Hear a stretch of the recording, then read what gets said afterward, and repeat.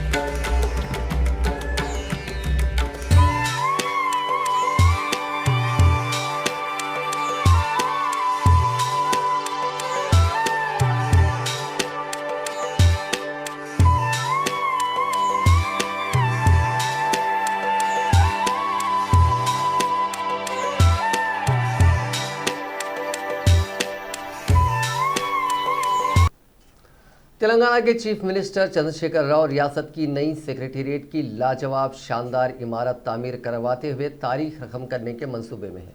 कदीम सेक्रेटेरिएट की इमारत की निज़ामी कार्रवाई का काम मुकम्मिल हो गया है। अब बस इंतज़ार है मुहूर्त का, जिसके बाद सेक्रेटेरिएट की नई इमारत की तामीर का काम पूरे आबोताब के साथ शुरू हो जाएगा। अब बात करते हैं सेक्रेटेरिएट में दफ्तर चीफ मिनिस्टर यानी चीफ मिनिस्टर्स ऑफिस कैसा होगा। हमें जो इत्तलात मिली है उसके मुताबिक केसीआर का लक्की नंबर 6 समझा जाता है, उसी की मुनासिबत से उनका दफ्तर 6ठी मंजिल पर होगा। इस फ्लोर का स्पेशल डिज़ाइन किया जाएगा। सिक्योरिटी के पेश नज़र ये फ्लोर मुकम्मल तौर पर बुलेट प्रूफ होगा। सीएमओ से लेकर बैतुल खला तक जहां कहीं भी शीशे की ज़रूरत होगी वहां आम शीशों के बजाय बुलेट प्रूफ शीशे लगाए जाएंगे। तमाम खिड़कियां, दरवाजे, वेंटिलेटर्स बुलेट प्रूफ होंगे। इस फ्लोर पर जुमला 70 खिड़कियां, 15 दरवाजे, 30 वेंटिलेटर्स को भी पूरे बुलेट प्रूफ तरीके से बनाया जाएगा। सीनियर ऑफिसर्स के मुताबिक इन बुलेट प्रूफ शीशों में AK-47 की फायरिंग को बर्दाश्त करने की सलाहियत होगी। अंदाज़ा है कि इस काम के लिए करीब 25,000 फीट बुलेट प्रूफ शीटों की ज़रूरत होगी। इम्कान है कि इसके लिए ग्लोबल टेंडर तलब किया जाएगा। समझा जाता है कि तमाम काम मुकम्मल होने के बाद जब इमारत का काम करीबुल ख़त्म होगा उस वक्त इंटीरियर डिज़ाइनिंग का काम शुरू होगा। उस वक्त बुलेट प्रूफ शीशे लगाने का काम किया जाएगा। इसके अलावा चीफ मिनिस्टर के दफ्तर के पास साउंड सिस्टम नस्ब किया जाएगा ताकि बाहर की आवाज़ें अंदर सुनाई ना दे सके। मजमूई तौर पर यह इमारत जदीद फ़न तामीर का शाहकार होगी। तामीर कुछ ऐसे अंदाज से की जाएगी कि इमारत बाहर से जितनी खूबसूरत नज़र आती है अंदर से भी उतनी ही खूबसूरत होगी।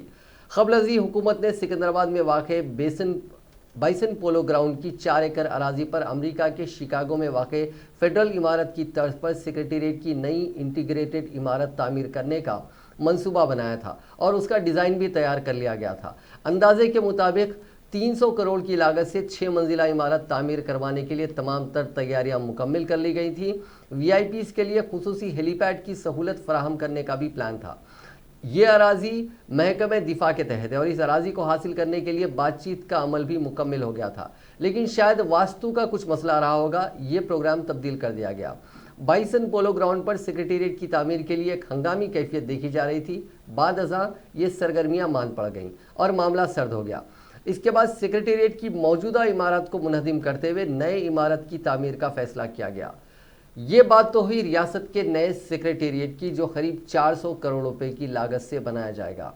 अब नज़र डालते हैं रियासत के सरकारी हॉस्टल्स पर, जहां एक तरफ रियासत का आलीशान सेक्रेटेरिएट तामीर होने जा रहा है जिसकी माजी में नज़ीर नहीं मिलती, वहीं दूसरी तरफ रियासत का मुस्तकबिल वो नौनिहाल जिन्हें मुल्क की बागडोर संभालना है वो किराए के हॉस्टल्स में मुनासिब सहूलियात से महरूम तालीम हासिल कर रहे हैं। आधी से ज़्यादा इमारतें किराए की हैं। कई इमारतों में बैतुल खलाओं का मुनासिब इंतज़ाम नहीं है। हॉस्टल्स की इमारतों के दरवाजे और खिड़कियाँ ठीक नहीं हैं। एक कमरे में 5 बच्चों को रखने का नज़म है, लेकिन मौजूदा हालात में एक कमरे में 20 ता 30 बच्चे हैं। रियासत में कॉलेज के हॉस्टल्स, गुरुकुल बिल्डिंग्स की तामीर के लिए मरकज़ की जानिब से साबिक़ में मदद की पेशकश की जा चुकी है और कहा गया है कि निस्फ खर्च बर्दाश्त किया जाएगा और इसके लिए प्लान रवाना करने की ख्वाहिश की गई थी, लेकिन रियासती हुकूमत की जानिब से पहल नहीं की गई। हालांकि तुलबा तंजीमों और दीगर तंजीमों ने मुतअद्दिद मरतबा नए हॉस्टल्स की तामीरात का मुतालबा किया है, लेकिन हुकूमत की जानिब से कोई इक़दाम नहीं किए गए। रियासती हुकूमत जितनी दिलचस्पी शानदार सेक्रेटेरिएट की तामीर में दिखा रही है उतनी दिलचस्पी इन हॉस्टल्स की तामीर में नहीं दिखाती जहां गरीब बच्चे पढ़ते हैं। क्या ही बेहतर होता कि इस जानिबी तवज्जो दी जाती। बेहतर होता कि इतनी जुस्तजू रियासती अवाम के मसाइल की यकसोई में ली जाती। इमारत जदीद हो या क़दीम, सवाल इमारत का नहीं हुक्मरानों की नेक नियति का है। जब हुक्मरान अवामी मसाइल के लिए संजीदगी के साथ कमर बस्ता हो जाते हैं तो इमारत क़दीम हो या जदीद, फ़ैसला अवाम की भलाई से मुतालिक लिए जाते हैं और इन दिनों इस तरह के फ़ैसलों का फुक़दान नज़र आता है।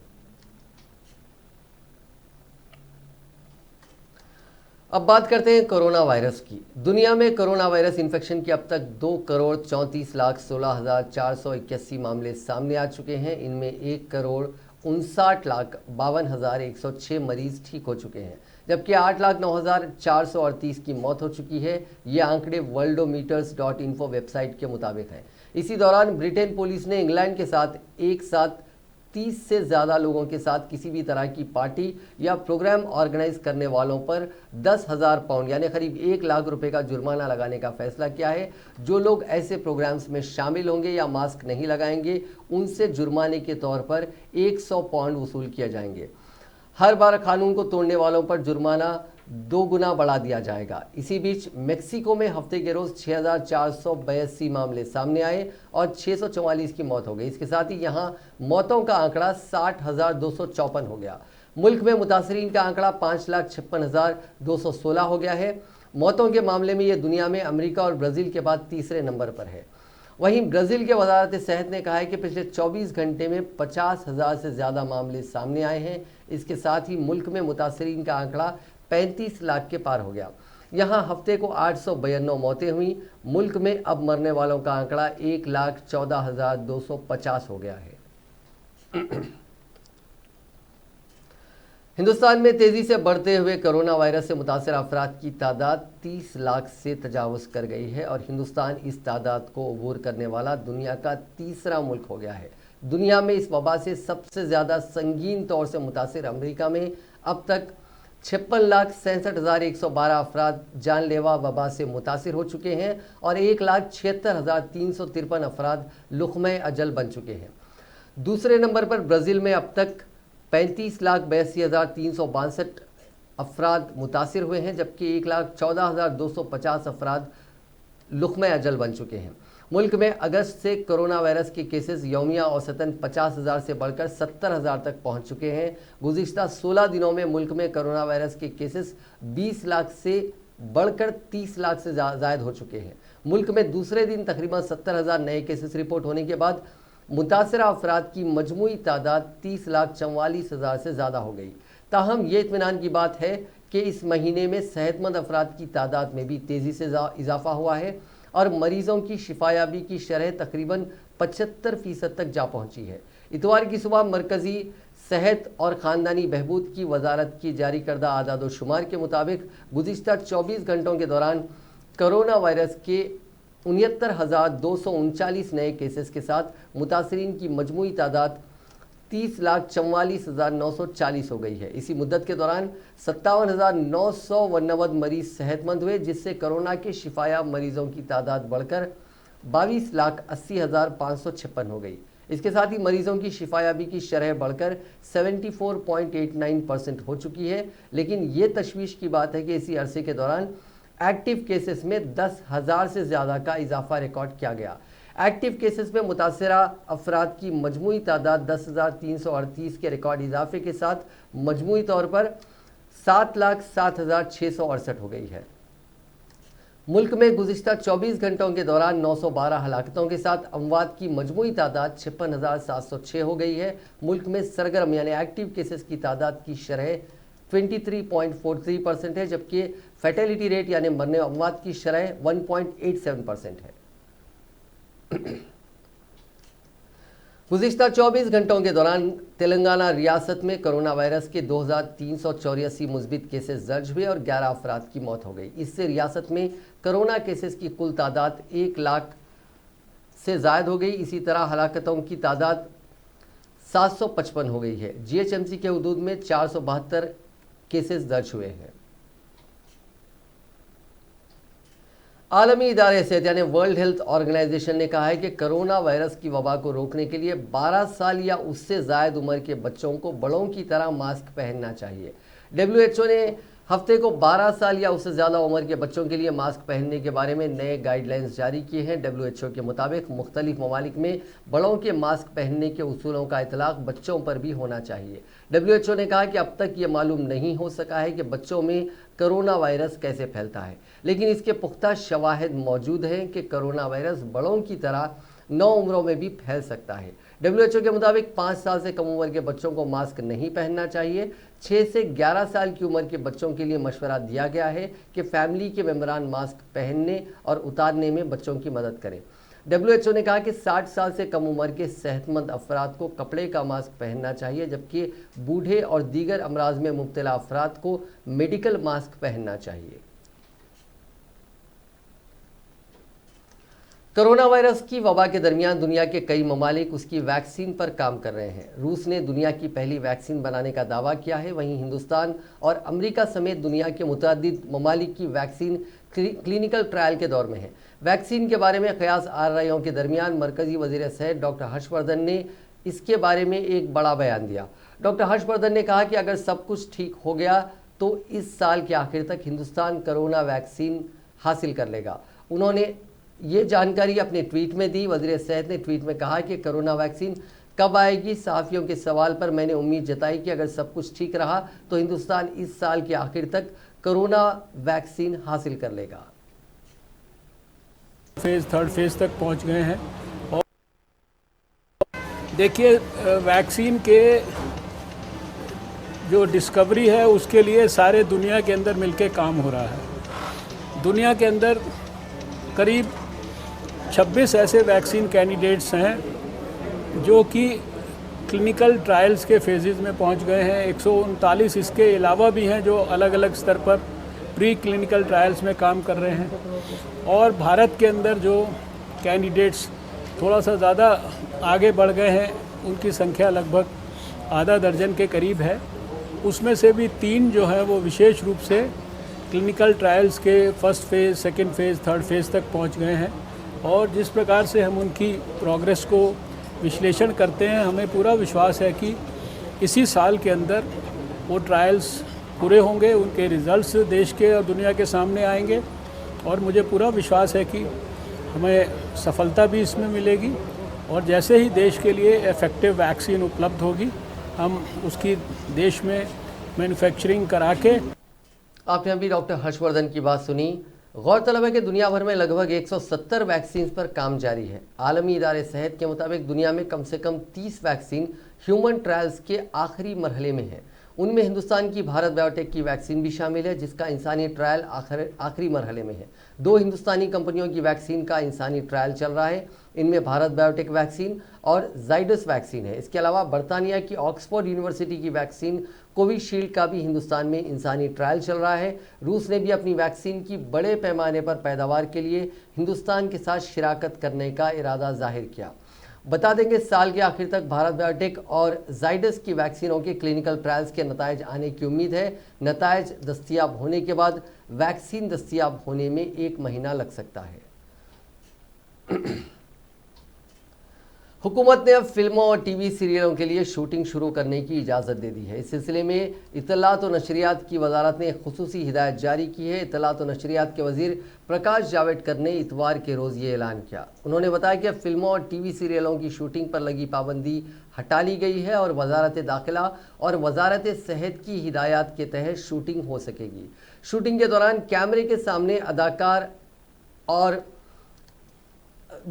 कैमरे के सामने सिर्फ उन्हें मास्क नहीं पहनने की छूट होगी, लेकिन दीगर लोगों को मास्क पहनना लाजमी होगा और समाजी दूरी पर अमल करना होगा। शूटिंग के वक्त शायकीन यानी ऑडियंस कोई मौजूद नहीं रहेंगे। शूटिंग के दौरान सैनिटाइज़र वगैरह का इस्तेमाल करना होगा। वाज़ेह है कि कोरोना वायरस के इन्फेक्शन के पेश नज़र फिल्मों और टीवी सीरियलों की शूटिंग पर पाबंदी लगा दी गई थी। ये हिदायत रियासती हुकूमत नाफिज कर सकती है। वो चाहे तो मकामी ज़रूरतों को देखते हुए दीगर इंतज़ाम कर सकती है। कोरोना की वजह से लॉकडाउन के पेश नज़र शूटिंग पर पाबंदी लगने से फिल्म इंडस्ट्री की मईशत काफ़ी ख़राब हो गई थी। अदाकार भूखे मरने के दहाने पर पहुंच गए थे और उनके लिए रोज़गार का बहरान खड़ा हो गया था। अब ये देखते हुए हुकूमत ने ये कदम उठाया है। कोरोना महामारी के चलते पिछले लगभग 6 महीने से फिल्म और टीवी सीरियल प्रोडक्शन लगभग बंद पड़ा था। कुछ राज्यों ने इजाज़त देने के बाद थोड़े रूप में शुरू हुआ।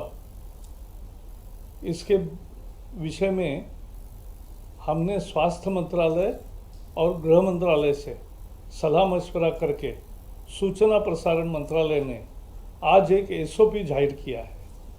इस एसओपी की विशेषता ये है, स्टैंडर्ड ऑपरेटिंग प्रोसीजर, विशेषता ये है कि अब फिल्म का हो या टीवी सीरियल का या कार्यक्रमों का शूटिंग कर सकते हैं। उसके लिए सोशल डिस्टेंसिंग, मास्क, केवल कैमरा के सामने जो होगा किरदार वो नहीं मास्क लगाएगा, लेकिन बाकी लोग जो प्रोडक्शन से जुड़े हैं वो मास्क लगाएंगे, सोशल डिस्टेंसिंग का पालन करेंगे। आज अंतर्राष्ट्रीय जो नॉर्म्स एक तरह से हो गए हैं वो सब लागू किए हैं। मुझे लगता है इससे बंद पड़ी इंडस्ट्री को एक नई संजीवनी मिलेगी और निश्चित लोग स्वीकार करेंगे, उसको स्वागत करेंगे, क्योंकि ये एक महत्वपूर्ण पड़ाव है हमारे अर्थव्यवस्था की सारी साबिक सदर प्रणब मुखर्जी की इतवार के रोज सेहत में कोई तब्दीली नहीं आई और वो गहरे कोमा की हालत में वेंटिलेटर पर है। साबिक सदर की सेहत के बारे में आज सुबह नई दिल्ली में आर्मी के रिसर्च एंड रिफरल हॉस्पिटल की तरफ से एक बुलेटिन जारी किया गया। बुलेटिन में कहा गया है कि आज सुबह साबिक सदर प्रणब मुखर्जी की सेहत में कोई तब्दीली नहीं आई है। वो गहरे कोमा की हालत में वेंटिलेटर पर हैं। उनके जिस्म के तमाम बड़े आज़ा मुस्तहकम हैं। 84 बरस के मुखर्जी की तबीयत बिगड़ने के बाद उन्हें 10 अगस्त को नई दिल्ली के आर्मी के रिसर्च एंड रिफरल हॉस्पिटल में दाखिल कराया गया था। उनके दिमाग में खून के थुक्के को निकालने के लिए ऑपरेशन किया गया। माहिर डॉक्टरों की टीम उनकी सेहत की मुस्तकिल निगरानी कर रही है। वो गहरे कोमा में हैं और उनकी सांस की नाली में इन्फेक्शन का इलाज किया जा रहा है। बता दें कि प्रणब मुखर्जी 2012 से 2017 तक हिंदुस्तान के सदर रहे थे। पाकिस्तान ने अंडरवर्ल्ड डॉन दाऊद इब्राहिम के बारे में हिंदुस्तानी मीडिया में किए जाने वाले दावों की तरदीद करते हुए दाऊद की मौजूदगी पर किए गए मुबैना एतराफ़ को बेबुनियाद करार दिया। पाकिस्तानी वजारत ख़ारजा ने एक बयान जारी करते हुए कहा कि हिंदुस्तानी मीडिया में ये दावा किया जा रहा है कि पाकिस्तान ने अपनी सरजमीन पर दाऊद इब्राहिम की मौजूदगी का एतराफ़ कर लिया। ये दावे बेबुनियाद और गुमराहकुन है। पाकिस्तान ने इस बात की भी तरदीद की है, इस बात को भी मुस्तरद कर दिया है कि पाकिस्तान ने 88 अफराद पर नई पाबंदियां आयद की हैं। मीडिया रिपोर्टों के मुताबिक बैनुल हुकूमती तंजीम FATF financial action task force की निगरानी की फेरिस्त से निकलने की कोशिशों के तहत पाकिस्तान ने दहशतगर्दों की फेरिस्त जारी की थी। इस फेरिस्त में दाऊद इब्राहिम का नाम भी शामिल था और उसका पता कराची के इलाके क्लिफ्टन में वाक़ वाइट हाउस के तौर पर दर्ज किया गया था। अब अपने बयान को तब्दील करते हुए पाकिस्तान की वजारत ख़ारजा ने कहा कि 18 अगस्त 2020 को 2 SRO जारी किए गए थे। इस फेरिस्त में अक़वाम मुत्तहिदा की सलामती काउंसिल की करारदादों के मुताबिक नामजद अफराद और इदारों के नाम मौजूद हैं। इस तरह के SRO वक्तन फ़ौक़तन जारी होते रहते हैं और 2019 में भी इस तरह के SROs जारी किए गए थे। वाज़ेह है कि दाऊद इब्राहिम मुंबई में 1993 में होने वाले सिलसिलावार बम धमाकों का कलीदी मुलजिम है। धमाके अंजाम देने के बाद वो अपने कुंबे समेत मुंबई से फरार हो गया था। दाऊद का नाम हिंदुस्तान की मोस्ट वांटेड लिस्ट में शामिल है। मुतअद्दिद मौक़े पर दाऊद इब्राहिम की पाकिस्तान में मौजूदगी के सबूत दुनिया के सामने ज़ाहिर होते रहे हैं, लेकिन पाकिस्तान हर बार उसकी मौजूदगी की तरदीद करता रहा है। कांग्रेस में काफ़ी बवाल चल रहा है। कांग्रेस पार्टी के जो कांग्रेस वर्किंग कमेटी का जो इजलास कल होने वाला है, उस इजलास से ऐन क़ब्ल एक बार फिर सदर के ओहदे के बारे में उलझन की सूरत हाल पैदा हो गई है। कांग्रेस की उबूरी सदर सोनिया गांधी ने पार्टी से नए सरबराह का इंतखाब करने की अपील की। पार्टी में रौनुमा होने वाले बुनियादी तब्दीलियों के मुतालबे के दरमियान उबूरी सदर सोनिया गांधी ने कहा कि मैंने सदर के ओहदे पर 1 साल की मियाद पूरी कर दी है। अब कांग्रेस के रहनुमा अपने नए सदर का इंतखाब कर लें। माना जा रहा है कि वो इस्तीफ़ा देने जा रही हैं। ज़राए से मालूम हुआ है कि सोनिया गांधी ने वाज़ेह किया है कि वो कांग्रेस सदर के ओहदे पर बरकरार रहना नहीं चाहती। बता दें कि सोनिया गांधी को 2019 के आम इंतखाबात में शिकस्त के बाद उस वक्त के कांग्रेस सदर राहुल गांधी के इस्तीफ़ा देने के बाद कांग्रेस पार्टी का उबूरी सदर बनाया गया था। ताहम पीर को होने वाली कांग्रेस वर्किंग कमेटी के इजलास में उबूरी सदर के तकर्रुर किए जाने की बात कही जा रही है, क्योंकि ज़राए के मुताबिक पूरी पार्टी के नए सदर की तकर्रुरी कांग्रेस के दाखिली इंतखाबात के बाद ही की जा सकती है। पीर को होने वाली कांग्रेस वर्किंग कमेटी के इजलास में राहुल गांधी के कांग्रेस का उबूरी सदर बनने का इम्कान है। पिछले चंद हफ्तों के दौरान बहुत से कांग्रेस कायदीन ने खुलकर मुतालबा किया है कि एक बार फिर राहुल गांधी को कांग्रेस की कमान सौंपी जाए। हाल ही में कांग्रेस के चीफ तर्जुमान रणदीप सिंह सुरजेवाला ने कहा था कि कांग्रेस के 100% कारकुन चाहते हैं कि राहुल गांधी को दोबारा पार्टी की क़यादत करनी चाहिए। इजलास से कबल पार्टी के अंदर मुख्तलिफ आवाज़ें उभर रही हैं। इस सिलसिले में कांग्रेस के 300 से ज़्यादा पार्टी कायदीन ने कांग्रेस की उबूरी सदर सोनिया गांधी को एक ख़त भी लिखा था। इस ख़त में साबिक़ वज़रा समेत कांग्रेस के कुछ रहनुमाओं ने पार्टी सदर सोनिया गांधी को तंजीमी ढांचे और क़यादत में तब्दीली के लिए भी लिखा है। गौरतलब है कि सोनिया गांधी को लिखे गए खत में कांग्रेस के 23 बड़े रहनुमाओं ने ऊपर से नीचे तक एक बड़ी तब्दीली का मुतालबा किया था। सोनिया को लिखे गए खत में रहनुमाओं ने ये सवालात भी उठाए थे कि सदर के खिताब के सिवा इस दौरान कुछ नहीं होता। जिन लीडरों ने इस खत पर दस्तखत किए हैं उनमें 5 साबिक वज़राए आला और एग्जीक्यूटिव के मुतअद्दिद मेंबर शामिल हैं। सुप्रीम कोर्ट ने बाबरी मस्जिद की शहादत के मामले में एल.के. आडवाणी, मुरली मनोहर जोशी और उमा भारती समेत 32 मुलजिमीन पर मुश्तमिल 1992 के बाबरी मस्जिद शहादत केस में मुकदमे की समाअत के लिए 1 माह की तौसीह कर दी है और कहा है कि 30 सितंबर तक फैसला सुनाया जाना चाहिए।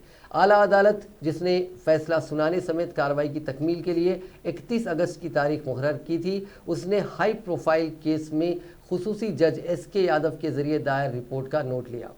Justice R F. नरीमन, नवीन सिन्हा और इंदिरा बैनर्जी के बेंच ने कहा कि सुरेंद्र कुमार यादव की रिपोर्ट को पढ़कर खुसूसी जज सेखा और इस बात पर गौर किया कि कार्रवाई का अमल इख्तिताम पजीर है। हम 1 माह की मोहलत देते हैं, यानी 30 सितंबर 2020 तक फैसले की फराहमी समेत कार्रवाई मुकम्मल करने के लिए। यह ऑर्डर 19 अगस्त को मंजूर किया गया था और इसे हाल ही में अदालत उज़्मा की वेबसाइट पर अपलोड किया गया था।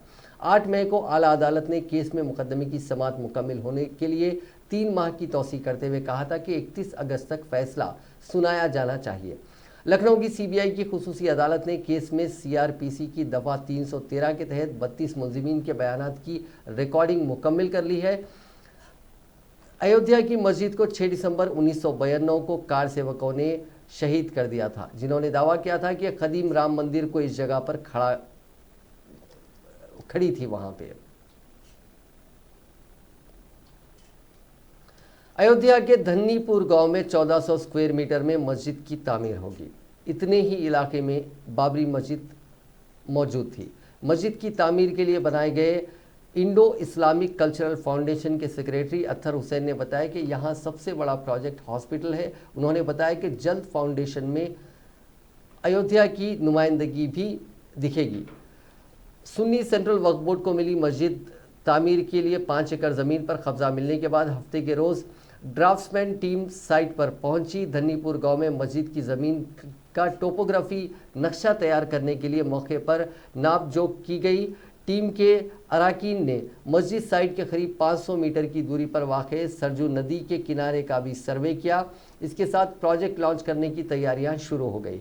हुसैन ने बताया कि टोपोग्राफी नक्शा तैयार करके उसे दिल्ली के 3 नामी आर्किटेक्ट्स के पैनल के पास भेजा जाएगा, जो 5 एकड़ ज़मीन पर तैयार किए जाने वाले प्रोजेक्ट का आर्किटेक्ट डिज़ाइन तैयार करेगा और उस पर आने वाले खर्च का एस्टीमेट तैयार करके मस्जिद के ट्रस्ट को सौंपेगा। मस्जिद ट्रस्ट में अभी 9 मेंबर्स हैं और मज़ीद 6 अराकीन को इसमें शामिल करना है। इसमें अयोध्या ज़िले की भी नुमाइंदगी रहेगी। Indo Islamic cultural foundation trust ने इतवार के रोज़ अपना लोगो जारी किया। फाउंडेशन के सेक्रेटरी अत्तर हुसैन ने कहा कि ये ऑक्टाग्राम की शक्ल की इस्लामी अलामत है। इंडो इस्लामिक आर्किटेक्चर में इसका इस्तेमाल रहा है। इसकी मिसालिया बिल्डिंग दिल्ली में हुमायूं का मकबरा है। इसका इस्तेमाल वहाँ जाली की शक्ल में है। इस अलामत का इस्तेमाल कुरान मजीद के आखिर में भी होता है। ये इस्लामी परचमों पर भी इस्तेमाल होता है।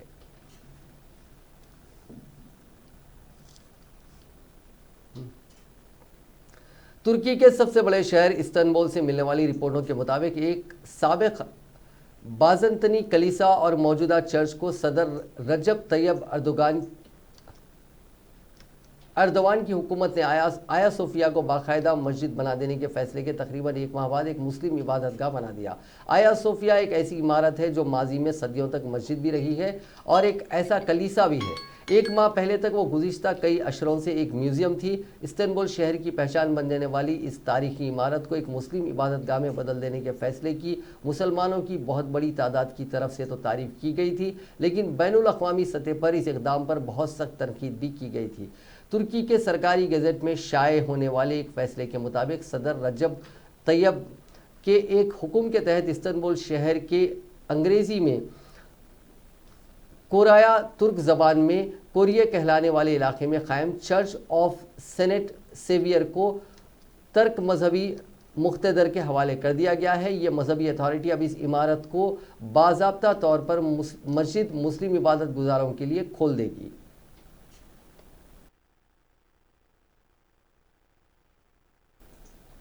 नाजरीन, आज की खास बात में बस इतना ही। आपसे अपडेट्स के साथ और नए तज्जियों के साथ फिलहाल दीजिए इजाज़त। खुदा हाफिज़।